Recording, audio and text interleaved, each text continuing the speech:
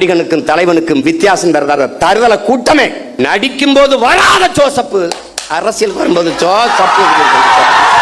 கட்சியோட சீமான் என்ன சொல்றாரு, முத 3 மாசத்துலயே கிட்டத்தட்ட 21,000 கோடி அளவுக்கு நீங்க கடனை வாங்கிருக்கீங்க. bloody nonsense.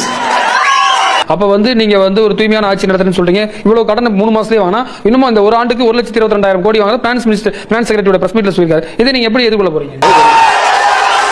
இப்ப முதலமைச்சர் ஆயிட்ட பிறகு ஜோசப் விஜய் நீங்க என்ன பேசுறீங்க? சாதியை ஒழித்து விட்டேன்.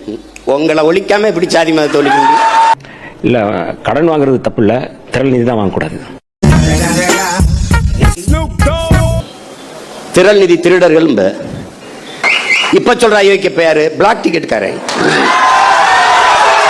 ஏய், என்னை வச்சு ஒன்னும் காமெடி பண்ணலையே. கள்ளச்சந்தையில திரைப்படம் பார்க்கிற அனுமதி சீட்டை வித்த அயோக்கிய பெயர் எங்களை திரள் நிதி திருடங்க. அயோக்கிய பலட. அவர் சத்தமாக பேசலாம், சட்டத்தை குறித்து கூட பேசலாம், ஆனால் உண்மைக்கு புறமானதை பேசாமல் கொஞ்சம் உண்மையை பேசினால் நன்றாக இருக்கும் என்பது எங்களுடைய கோரிக்கை. கட்சி காசுல ஒரு தேநீர் அந்த மாட்டோம்டா நாங்க, திரள் நிதி காசுல.